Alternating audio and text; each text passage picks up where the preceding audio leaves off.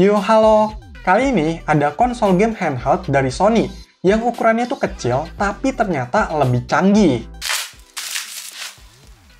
Oke, jadi ini adalah Sony PlayStation Portable Go atau sebut aja PSP Go. Ini saya dapat dari toko Pak Edi, kondisinya bekas ya, tapi kelihatannya masih cukup baik. Kelengkapannya cuma dapat unitnya dan kabelnya aja nih. Terus untuk harganya ini saya beli 600.000. Ya masih lumayan murah mengingat yang jual PSP Go ini nggak sebanyak seri PSP lainnya. Jadi udah agak langka. Nah bentuknya itu kayak gini. Di bagian depan ini ada layar 3,8 inch. Di atasnya ada tulisan Sony dan bawahnya tulisan atau logo PSP. Di sebelah kirinya ada lampu indikator Wi-Fi, lubang speaker, dan tombol PS. Kalau di sebelah kanannya ada lampu indikator Bluetooth dan lubang speaker lagi. Untuk di sisi kanannya, ini ada switch power dan lampu indikatornya. Sisi bawah ada lubang konektor charge atau data, dan ada lubang jack audio. Oh iya, ada lubang untuk strap atau gantungan juga nih. Di sisi kiri ada switch untuk wireless, indikator memori, dan ada slot untuk memori yang berjenis stick micro M2. Ini nggak dikasih ya. Terus di sisi atasnya ada tombol L dan R, tombol display, pengatur volume, dan mute. Sedangkan di bagian belakangnya ada tulisan Sony, PSP, dan macam buat grip gitu ya. Untuk ukuran ini beneran kecil banget, kalau kayak gini bisa gampang masuk kantong ya. Oh iya, belum nemu tombol-tombol yang lainnya nih. Jadi untuk tombolnya itu kita bisa slide kayak gini. Nah, baru deh kelihatan nih tombol-tombol yang lain. Nyala! Ternyata kalau dibuka kayak gini otomatis nyala ya.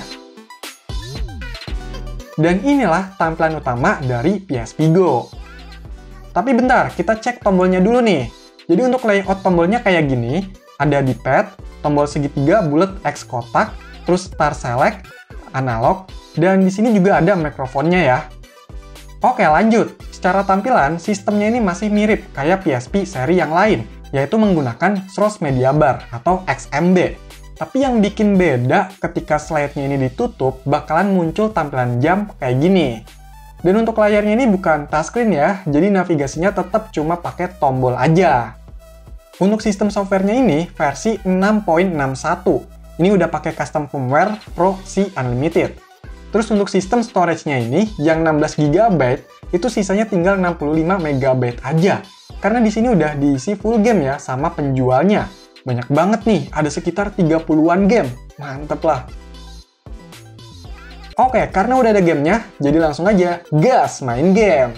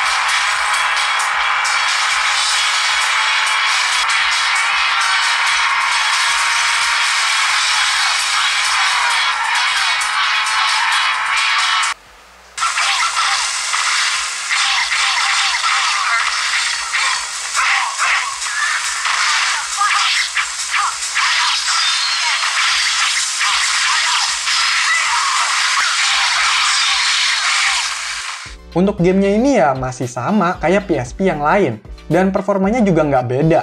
Main game masih lancar karena emang gamenya didesain untuk PSP. Nah, biasanya banyak yang nanya nih, di PSP itu bisa nggak sih mainin game PS2? Bisa aja kalau emang judul game tersebut dirilis juga untuk versi PSP-nya. Misal game Crash Tag Team Racing, GTA Liberty City Story, Warriors Orochi 2, dan sebagainya. Dan pastinya game-game tersebut disesuaikan lagi dari grafik, gameplay, serta kontrolnya, biar lebih kompatibel di PSP ini. Tapi kalau untuk jalanin game yang bener-bener PS2 pakai file khusus game PS2-nya gitu, macam pakai emulator, ya nggak bisa. Dan nggak semua game PS2 ada di PSP juga ya. Paling bisa nih jalanin untuk game PS1, itu pun pakai file gamenya yang berformat PBP.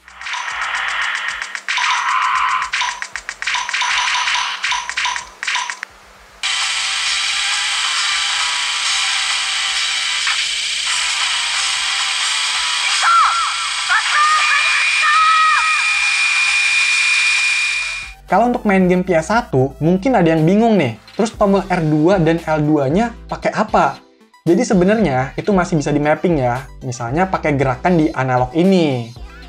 Oh iya, karena unit ini udah CFW, jadi kita bisa mainin game versi tani yang udah banyak bertebaran di internet. Untuk nambahin gamenya juga gampang, kita tinggal hubungin aja PSP-nya ke PC, pakai kabel data yang buat charge juga. Terus tinggal copy dan paste aja file gamenya ke folder ISO. Sedangkan kalau untuk game PS1, itu biasanya ada foldernya. Tinggal copy dan paste aja ke folder PSP game. Udah deh, ntar otomatis kedetek di menu game ini, dan tinggal dimainkan. Enaknya kalau udah CFW, kita juga bisa pasang beberapa aplikasi atau game homebrew. Jadi aplikasi atau game yang nggak resmi dari PSP-nya. Installnya juga tinggal copy paste aja foldernya ke folder PSP game yang ada di PSP. Misalnya nih, mau pasang emulator game retro, macam RetroArch. Jadi dengan ini kita bisa mainin game retro kayak Game Boy, Sega, NES, dan sebagainya di PSP ini. Mantap kan? Selain itu, ada juga game-game homebrew yang keren dan unik. Udah pernah saya bahas ya di video-video sebelumnya.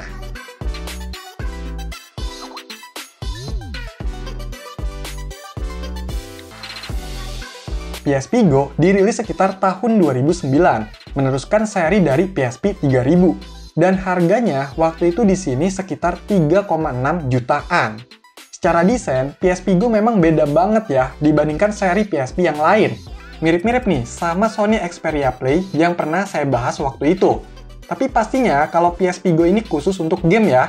Dan sesuai namanya, PSP Go ini enak banget kalau buat dibawa-bawa. Karena ukurannya yang kecil, jadi gampang ditaruh atau dikantongin. Gak makan banyak tempat, bobotnya juga ringan, dan performanya masih sama kayak seri PSP yang lain. Fitur-fiturnya juga nggak banyak yang beda. Terus internal memori di PSP Go ini gede banget daripada seri PSP yang lain, yaitu 16 GB. Lumayan, masih bisa nampung banyak game. Dan adanya fitur Bluetooth juga memungkinkan kita untuk menggunakan stick DualShock 3 yang buat PS3 itu di PSP Go ini secara wireless. Tapi fitur ini hanya khusus di S3 yang benar-benar original mesin ya. Sayangnya saya nggak punya, cuma punya yang KW ini, dan ternyata nggak bisa. Udah coba cara macam-macam juga. Jadi maaf ya, belum bisa dicoba. Yang jelas, kalau emang punya stick DS3 original, itu bisa dengan cara pairing, colok PSP Go dan DS3-nya ke mesin PS3. Atau ada juga yang lewat PC, pakai aplikasi Motion Enjoy. Selain itu, PSP Go juga bisa dihubungkan ke TV, biar tampilannya makin besar. Tapi butuh kabel tambahan ya. Ini saya dapat komponen EV Cable PSP Go. Kayaknya ini barang stok lama gitu, dan official dari Sony. Cara pakainya ini tinggal colokin aja ke TV yang komponen, terus ini colokin ke PSP Go-nya. Udah deh, jadi berasa konsol hybrid ya. Seru juga nih.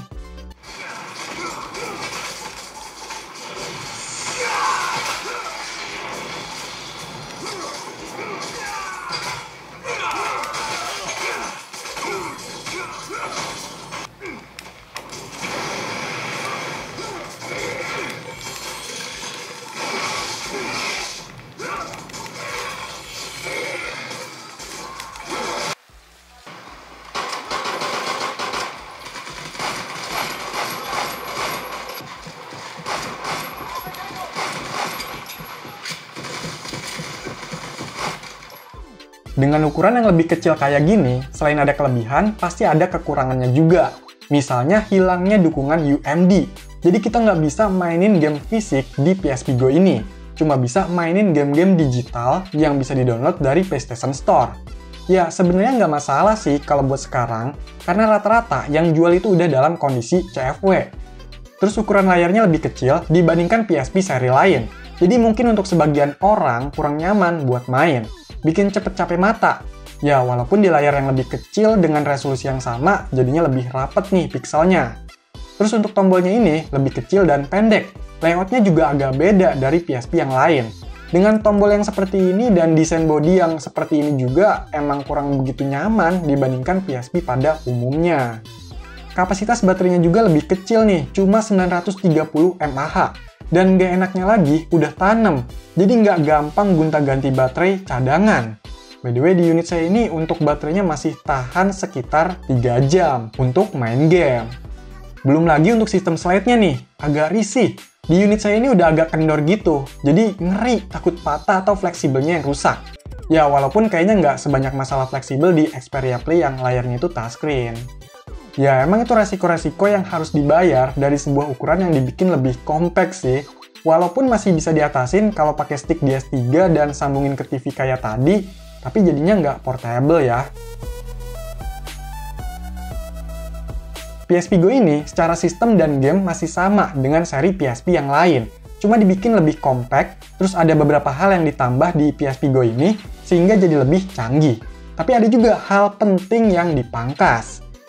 Bisa dibilang kalau Nintendo punya DS, Sony punya PSP Go. DS Lite ukurannya kecil dan bisa dilipat, PSP Go juga kecil dan bisa di-slide. Jadi sama-sama compact dan enak dibawa-bawa. Ya semoga aja Sony bisa buat konsol game handheld lagi. Jangan cuma buat device untuk remote gamenya aja, biar Nintendo Switch punya saingan lagi tuh. Oke, jadi itulah konsol game handheld Sony yang kecil, yaitu PSP Go. Silahkan dikomentarin, like, share, dan subscribe channel ini. Terima kasih.